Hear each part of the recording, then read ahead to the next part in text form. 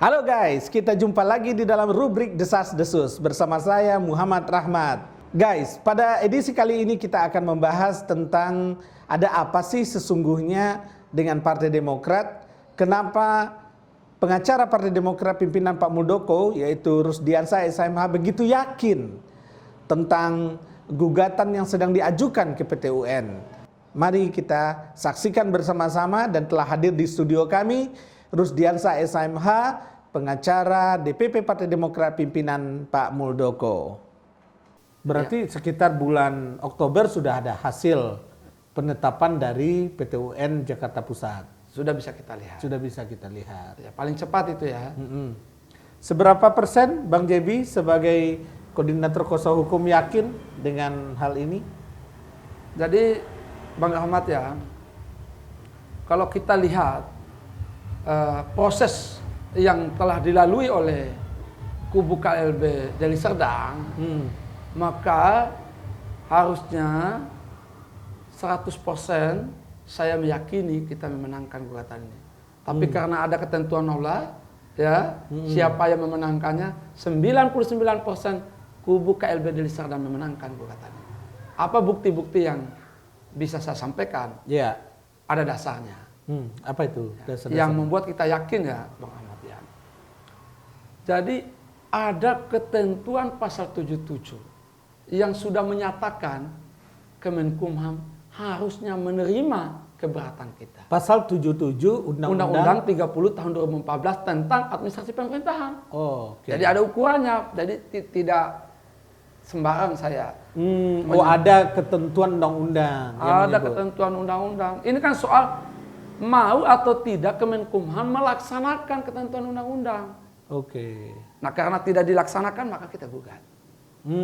Itu. Dasar yang kedua? Dasar yang kedua, nah ini menarik Bang Rahmat. Jadi tadi Bang Rahmat di awal menanyakan soal apa yang melatar belakangi Kemenkumham menolak permohonan KLB Deli Serdang. Betul, betul. Nah dikatakan di sana tidak sesuai dengan ketentuan anggaran dasar anggaran rumah tangga Partai Demokrat tahun 2020. Nah ini saya ajak kita berpikir rasional, menghidupkan pikiran kita. Jadi ini tidak mesti kita sarjana hukum. Cukup kita memiliki rasionalitas berpikir. Kalau Anda ikuti apa yang saya sampaikan ini perlahan, maka Anda akan yakin dan percaya apa yang saya sampaikan. Yang mana itu Bang Rahmat? KLB Deli Serdang dilaksanakan oleh karena dua hal. Oke. Dua hal. Pertama, oleh karena teman-teman yang melaksanakan KLB ini yakin dan percaya anggaran dasar anggaran rumah tangga tahun 2020 yang isinya bertentangan dengan undang-undang partai politik. Ini anggaran dasar apa nih? Anggaran dasar Partai Demokrat. Partai Demokrat tahun 2020. Bertentangan dengan ketentuan undang-undang partai politik. Undang-undang. Di mana di sana hak-hak dan kedaulatan anggota dirampas. Siapa yang rampas? Nah, contoh Bang Rahmat ya. Yang menjadi calon ketua umum haruslah mereka yang menjadi wakil ketua umum sekarang. Itu ketentuan ADRT-nya. Yang kedua, yang menjadi pengganti SBY haruslah ketua umum yang sekarang. Nggak ada orang lain. Anda tahu wakil ketua umum Partai Demokrat versinya AHY adalah Ibas. Ya tentu ke depan adalah Ibas. Oh. Jadi guys, menurut Bang Jebi, ADART Partai Demokrat tahun 2020 itu bertentangan dengan undang-undang. Bertentangannya karena kalau Pak SBY sebagai majelis tinggi berhalangan akan diganti oleh ketua umum. Diganti oleh ketua umum yaitu AHY. Kalau AHY berhalangan akan diganti wakil ketua umum. Kalau AHY berhalangan diganti oleh wakil ketua umum. Salah satu wakil ketua umumnya ada Ibas. Ibas yang menentukan ketua majelis tinggi. Ketua umum kan berhalangan. Oh. Kalau misalnya tidak berhalangan, ketua majelis tinggi yang berhalangan. Kalau ketua majelis tingginya berhalangan, dijabat oleh ketua umum. Ketua umum. Jadi kalau bapak berhalangan dijabat oleh anak, Kalau anak berhalangan adik dijabat oleh adik dan ditentukan oleh bapak. ditentukan oleh bapak. Kalau Itu seperti mewariskan tahta kerajaan. Dan itu tidak cocok lagi di era demokrasi bangsa kita. Yang perlu menjadi catatan Bang Rahmat ya, partai politik sebagai pilar demokrasi. Ya, partai politik ini pilar demokrasi. Di sana partai politik sebagai universitas. loh, ini terjadi setelah reformasi. Setelah reformasi Bang Loh, Rahmat. padahal jangan-jangan dulu di era perjuangan reformasi 98 itu kan menolak sistem politik seperti ini. Nah, Kenapa bisa terjadi lagi? Nah, maka dari itulah teman-teman yang masih sadar akan hak-hak dan kedaulatannya yang dijamin oleh Undang-Undang dan Undang-Undang Dasar dan Pancasila melakukan upaya yang dianggap penting dan perlu, yaitu KLB Deli Serdang. Dalam rangka apa? Menyelamatkan Partai Demokrat agar tidak bertentangan dengan Undang-Undang Partai Politik. Mengapa? Agar tidak Bertentangan dengan Undang-Undang Partai Politik, Undang-Undang Dasar dan Pancasila. dan tidak mengkhianati cita-cita reformasi juga. Betul sekali. Jadi agar tidak bertentangan dengan Pancasila, Undang-Undang Dasar 1945, Undang-Undang Partai Politik. Mengapa penting dilakukan penyelamatan? Karena partai politik tadi saya katakan dan beberapa media saya katakan, partai politik adalah university, laboratorium kepemimpinan nasional. Bagaimana mungkin dididik dan dilahirkan dari sebuah partai politik yang anggaran dasar dan anggaran rumah tangga yang menjadi landasan bekerjanya bertentangan dengan undang-undang Pancasila dan undang dasar. Bahaya bagi kehidupan demokrasi kita, bahaya bagi tatanan bernegara kita jika tokoh-tokoh yang dilahirkan oleh Partai Demokrat yang didasarkan dengan anggaran dasar yang anggaran rumah tangga yang bertentangan dengan undang-undang bisa mereka duplikat nanti di dalam Menyusun aturan-aturan bernegara. Ini yang dikhawatirkan oleh klien-klien kita. Gitu, Bang. Atas dasar itulah kader-kader Demokrat ingin melaksanakan kongres luar biasa. Nah, dikatakan tadi saya sampaikan ya, kalau diikuti secara perlahan dan dipahami, ini tidak hanya orang hukum ya, orang awam sekalipun akan rasional. Tadi dikatakan oleh Kemenkumham tidak sesuai dengan anggaran dasar rumah tangga. Padahal kongres luar biasa dilaksanakan oleh karena keyakinan klien kami anggaran dasar anggaran rumah tangga Partai Demokrat bertentangan dengan undang-undang. Bagaimana mungkin pelaksanaan kongres itu dilaksanakan kembali berdasarkan ADRT yang mereka anggap sendiri? Kan aneh. Kalau tidak pakai ADRT itu, pakai apa dong? Itu menarik Bang Rahmat, ya kan? Jadi menarik. Ketika kekosongan hukum, ya norma ya, normanya ada. Itu dianggap kosong. Maka kita harus merujuk norma-norma yang benar. Kita rujuk sebagian isi anggaran dasar rumah tangga yang benar.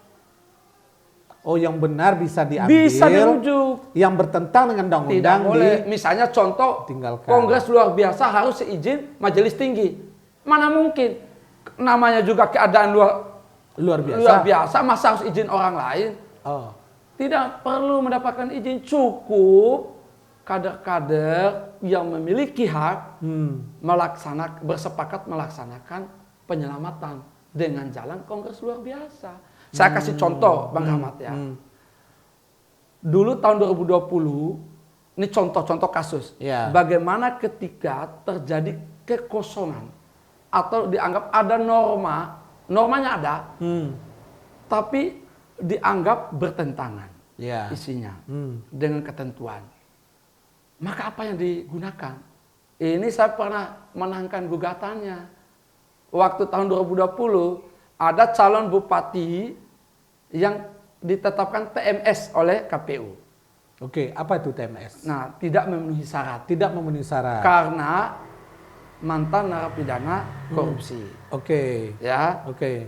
Nah, di TMS tidak memenuhi syarat. Tidak memenuhi syarat untuk ikut pilkada. Untuk ikut pilkada.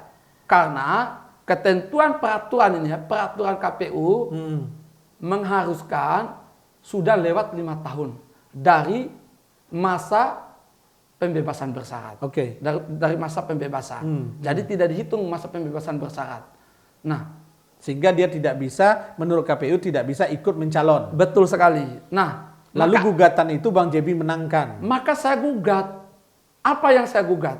Saya katakan bahwa peraturan KPU itu tidak boleh merampas hak-hak warga negara Oke. untuk berdemokrasi. Yang bisa merampas hak-hak warga negara adalah keputusan pengadilan dan undang-undang. Jadi walaupun ada ketentuannya, tapi apabila ketentuan itu bertentangan dengan hak-hak seseorang, Betul. bertentangan dengan Merampas undang-undang, hak-hak, merampas hak-hak, maka ketentuan itu tidak boleh digunakan. tidak boleh digunakan. Tidak boleh Itu kita- pula yang terjadi dengan ADRT Partai Demokrat Betul sekali. 2020. Betul sekali Bang Rahmat. Karena Nah, merampas hak-hak anggota, maka ADRT itu tidak bisa tidak digunakan. bisa digunakan pasalnya ya, pasal-pasal Pasalnya. ketentuannya. Karena itu merujuk kepada ketentuan yang lebih tinggi. Betul sekali. Nah, waktu Jelas ya guys ya. Nah. Jadi alasannya begitu guys. Jadi waktu saya gugat itu, lalu ini timbul pertanyaan. Kalau tidak digunakan peraturan KPU, apa yang digunakan? Karena terkait dengan mantan narapidana, maka yang digunakan adalah Undang-Undang Pemasyarakatan, Bang Ahmad. Nah, Jadi ini perumpamaan. contoh Yang ada. terdekat, contoh. Jadi terkait dengan ADRT ini juga bisa digunakan berarti undang-undang partai politik. Betul sekali. Apalagi undang-undang yang berkaitan langsung. Tadi undang-undang tidak berkaitan langsung dengan pemilu loh. Iya. Pilkada loh. Tadi saja undang-undang yang tidak berkaitan dengan pilkada. Dirujuk berdasarkan keputusan memenangkan kita. Oke. Nah, ini contoh lain bahwa sudah seharusnya ketika ada norma-norma hukum yang merampas hak-hak bertentangan lahirnya itu, meski belum diuji, sudah harusnya Hakim Pengadilan Tata Usaha Negara merujuk Undang-Undang Partai Politik sebagai landasan pelaksanaan KLB Deli Serdang. Begitu Bang Rahmat. Ya, jadi tidak melihat ADRT-nya karena bertentangan dengan norma yang lebih tinggi, harusnya merujuk kepada melihat kepada undang-undang partai politik. Nah, ini menarik ya. Konflik Partai Demokrat berbeda dengan partai-partai lain. Misalnya P3, Golkar, ya. Ya. Apa yang terbaru berkarya. Nah, sebelum masuk ke sana Bang Jebi, ini masyarakat Indonesia itu diwarnai ya dengan berbagai informasi-informasi. Katanya terkait KLB Deli Serdang ini ada intervensi dari pemerintah. Katanya begitu, ya kan? Ada intervensi dari orang yang di atasnya. Atau jangan-jangan nanti di Pengadilan Tata Usaha Negara juga ada intervensi. Jangan-jangan di pengadilan negeri yang kemarin dimenangkan juga ada intervensi. Bagaimana sesungguhnya? Apa memang ada intervensi ini? begini Bang Rahmat. Saya katakan pertama kali, itu tuduhan yang sesat dan menyesatkan. Membangun opini yang tidak benar. Mengajak masyarakat kita ya untuk membangun opini yang tidak benar terhadap pemerintah. Ini saya katakannya. Pak Muldoko sebagai orang di pemerintahan dituduh oleh pihak AHY melakukan intervensi. Sebenarnya ini sudah terbantahkan dengan sendirinya ketika ditolak oleh Kemenkumham. Kalau seandainya diintervensi, mestinya Kumham mensahkan dong. Iya dong. Faktanya ditolak. Ditolak. Oke. Nah ini mengada-ngada saja. Mengada-ngada. Mengada-ngada. Jadi ini membangun opini-opini sesat. Ya, tidak berdasar. Harusnya kubu AHY meminta maaf atas keteledorannya. Membangun narasi-narasi sesat dan menyesatkan terhadap klien kami. Nah ini sekarang, kalau tadi dikatakan jangan-jangan nanti dikatakan Intervensi lagi. intervensi. Tuduhannya. Kemarin di PN diintervensi juga. Tuduhannya. Nah ini kalau dikatakan seperti itu, mereka tidak menghormati SBY. Kalau mereka tuduh seperti itu, mereka tidak menghormati SBY. Apa hubungannya dengan SBY? Kenapa? Seluruh rakyat Indonesia tahu. Pak SBY menyampaikan kepada kita semua, kalau ada setiap permasalahan kebangsaan kita, hendaknya kita menjunjung tinggi hukum, menghormati hukum. Jadi ketika ada penetapan hukum, jangan dikait-kaitkan. Jangan. Nah ini bisa jadi. Kita harus hargai hukum. Bisa jadi nih kemarin objek gugatan kita belum dibaca oleh dia. Mereka belum lihat ya. Objek gugatan sudah diberi penilaian. Jangan-jangan mereka ingin membangun perspektif di masyarakat kita, ya. Itu gugatan KLB Deli Serdang nggak jelas kok menang. Jangan sampai mereka tuduh nanti, ya kan? Ya ini catat. Mungkin begitu. Oke. Dan sampai jumpa.